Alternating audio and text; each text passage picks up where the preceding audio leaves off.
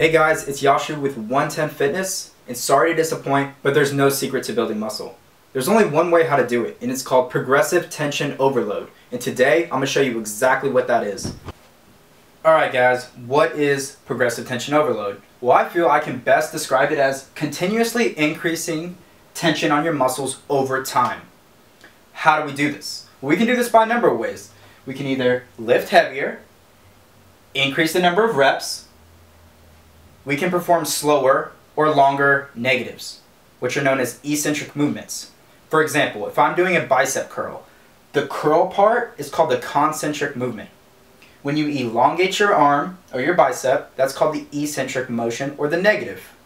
This is when most work is being done. This is actually when you're growing, and this is where you're tearing all the muscle fibers apart to be rebuilt to get bigger and stronger.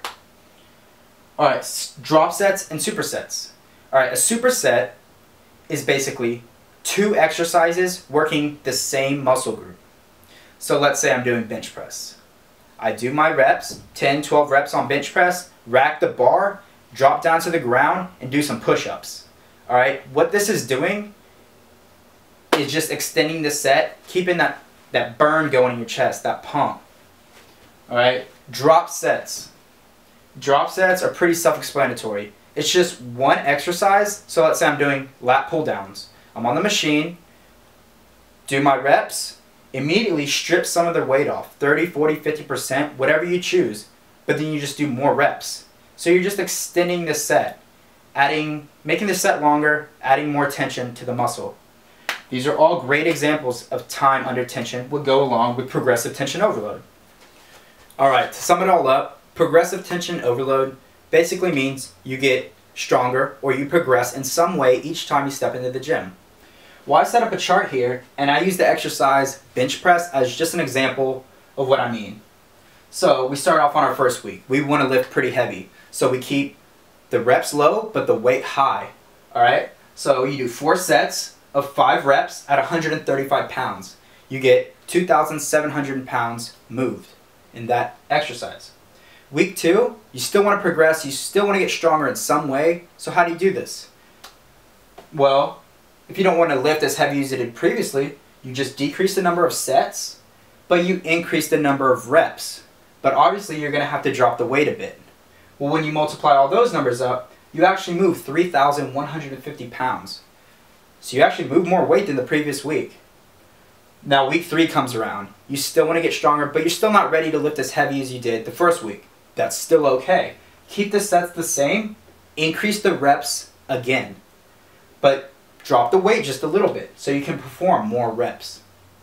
If you add those numbers up, you get 3,420 pounds moved.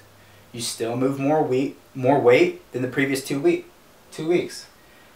And then week 4 comes around, you want to go back to lifting heavy. You want to see if you got stronger by moving more weight. Alright, you do 5 sets of 5 at 155 pounds. So you increase the weight by 20 pounds more than the first week.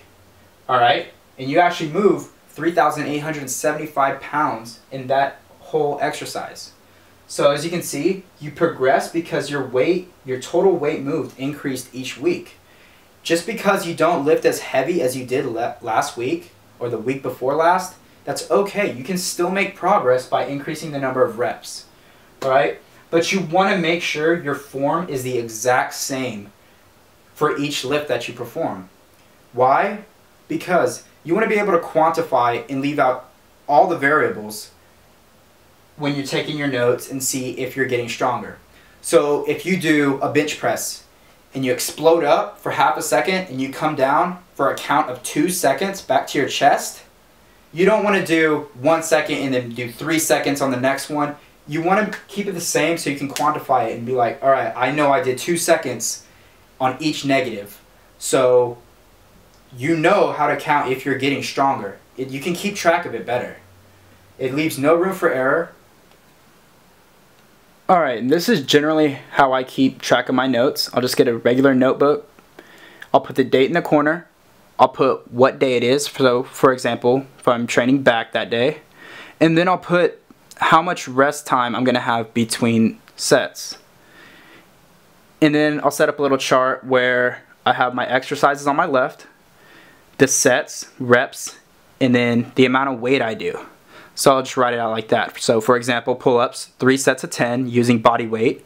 If I go to a weight exercise, barbell rows, 4 sets of 8 at 185 pounds each set. Alright, I hope that helps. You guys can do that. And then you just keep looking back each week to see if you're progressing. Look back, rewrite out what you're going to do. See if you increase your weight, increase your reps, or increase the number of sets. I really hope you learned something today. I want to let you know that it's okay to do the exact same workout week after week. It's okay, because as long as you keep getting stronger in some way, progressing in some way, you will continue to get results. When people tell you, oh, mix things up, it confuses the muscle. That's BS. Your muscle doesn't have a brain. It's not going to get confused. The only reason you feel sore after you try a new exercise is because you haven't tried it and it's hitting muscles from a different angle. That doesn't mean it's growing any different than if you stick with an exercise and progressively overload the muscle with tension. Okay? The reason you mix it up and try new things is because one exercise may feel better and work better for you. That doesn't mean each week you switch back and forth or switch and mix things up. It doesn't work that way. One exercise for you may feel different for someone else.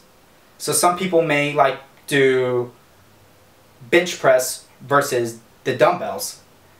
It may feel different for them. They may get results just as fast as you get results doing a different exercise. That's okay, because only you can say if it's working for you. You're your own best personal trainer. No one's going to tell you, oh, this is the one way how to do it. You have to do it like this. No, not everyone's built the same. Everyone's going to be different. Every exercise is going to feel different in some way to a different extent on each person. So I just want to let you guys know that progressive tension overload, time under tension, and just keep making progress each week, and I guarantee it, guys, you will see results. Thanks for watching. Please like this video if you haven't. Please subscribe if you want. And always, guys, just keep it 110.